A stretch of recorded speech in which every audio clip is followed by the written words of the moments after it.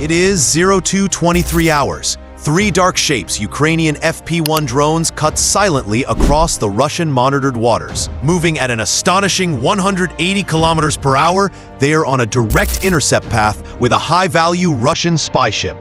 For 6 weeks, this vessel and its massive R381T array had been a silent, digital predator, logging every single pattern of life for Ukraine's naval drone operations. It was days away from predicting and crippling the entire effort, but the Russian surveillance systems never accounted for the impossible: invisibility. These drones were constructed from plywood, not aluminum. Their radar cross-section was so minimal, it registered smaller than a common seagull, rendering them functionally invisible to radar designed to track metal aircraft. As the spy ship cruised, an overhead Russian four-post R reconnaissance drone swept the area. Its advanced thermal camera spotted a fleeting anomaly at 2:45. 3 faint heat spikes, low to the water. The Russian operators zoomed in. But before they could classify the targets, the drones executed a pre-programmed maneuver. They plunged to just 2 meters above the waves, instantly disappearing into the chaotic returns known as ground clutter. The plywood hulls cooled to match the sea temperature in minutes. To the four-post's thermal camera, the targets simply vanished. The contact was logged as possible birds, and the reconnaissance drone flew on. The vanguard of the attack had slipped through. Behind them, the cost was already being paid. A massive Shahed strike had annihilated their launch site, turning the operator's equipment into scrap metal, minutes after the drones cleared the area. At 3:30 a.m., as the 3 ghost drones continued their solitary journey, a massive countermove began. 20 naval drones launched directly toward Sevastopol.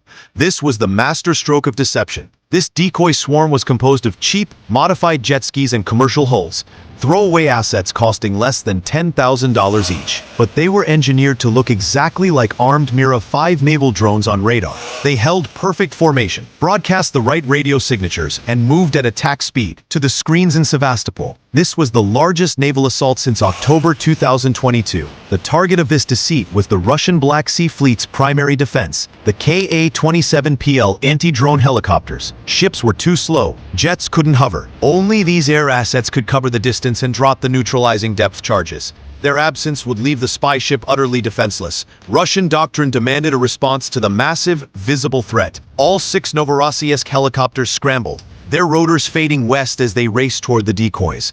Every minute they flew west was a minute the real drones flew east, unopposed.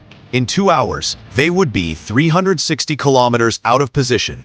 The spy ship was now naked. No air cover, no quick reaction force. The 3 real FP-1s adjusted their course 15 degrees north. This was not a random maneuver. It exploited a flaw discovered through months of observation. The Russians had 2 Podlet K1 radar stations covering this coast, both spinning at 10 revolutions per minute. For exactly 4 seconds every minute, their beams pointed away from the same dark corner, a narrow 2-kilometer corridor. The first drone slipped through at 4:47. 4 seconds invisible, a 2-second blip, then gone. The second followed perfectly. But the third developed a critical internal error. A microscopic gyroscope drift pulled it 200 meters off course. At 0448, Russian operators changed the rotation patterns. The window was collapsing. The third drone fought hard, correcting north and burning precious fuel. It entered the corridor at 0449. This time, both radars painted it clearly. Contact. Speed 180. The operator had 20 confirmed targets at Sevastopol versus 1 questionable blip, marked probable bird. The drone survived, but the maneuver had cost it 12 minutes of fuel. It would reach the target with less than 60 seconds to spare. The decoy fleet performed its final, scattering act, forcing the helicopters to waste ammunition hunting stragglers. The stage was set, but a new invisible attack began. The R330 ZHTO system activated from Crimea. This was not crude jamming. It was sophisticated GPS spoofing, broadcasting a fake signal at 100 watts, overwhelming the satellite's truth. The Russians were actively trying to walk the lead drone toward an air defense battery. The Ukrainians countered.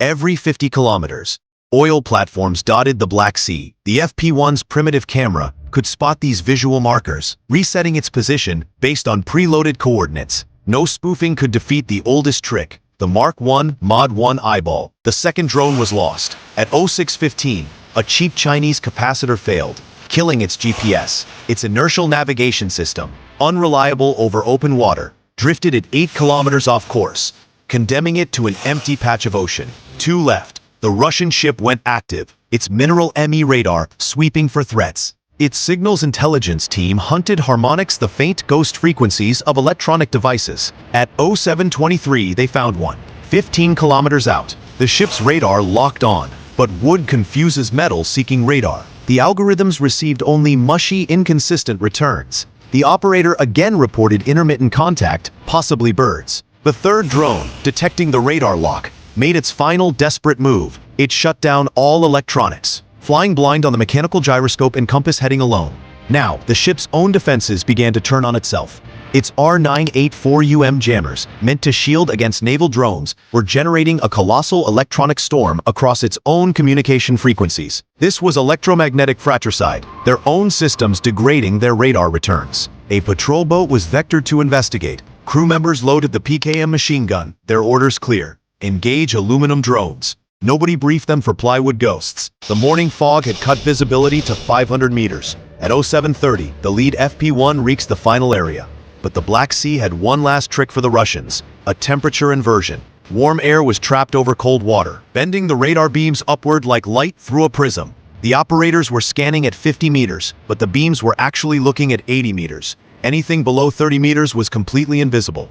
The drone, flying at 3 meters, was beneath the radar fence. The patrol boat spotted the lead drone visually at 500 meters. Muzzle flash. Tracers walked the water. 3 rounds hit the wooden hull, 1 clipping the propeller. The engine shrieked but held, and the drone cleared the boat's range with seconds of fuel remaining. The damaged lead drone became the final, perfect decoy. Its radio call alerted the ship's bridge. Drone inbound, damaged, still flying. Every Russian eye grabbed binoculars and scanned south, where the boat pointed. They should have looked northwest. The third FP1, flying blind on its gyroscope, emerged from the haze. It approached the port bow at 180 kilometers per hour, unseen. The lead drone's engine finally ceased, plunging into the water. Its mission complete, drawing every Russian eye away. The ship's navigation radar couldn't depress low enough. The patrol boats were out of position. A Russian lookout spotted the third drone at 300 meters too late. The drone centered on the bridge roof, targeting the mast that housed every special antenna. The 25-kilogram warhead smashed into the base, gutting the bridge instantly. The R381T arrays melted. 6 weeks of intelligence, the patterns that could have ended the drone war, all turned to slag. The ship would sail again, but its electronic eyes and ears were permanently blind. Within hours, Ukrainian drones were launching from new invisible sites with new unbreakable patterns. The Russians could only hit empty fields. The patterns were gone. If you want a deep dive in military, please don't forget like and subscribe for more informative videos about military. Thanks for watching.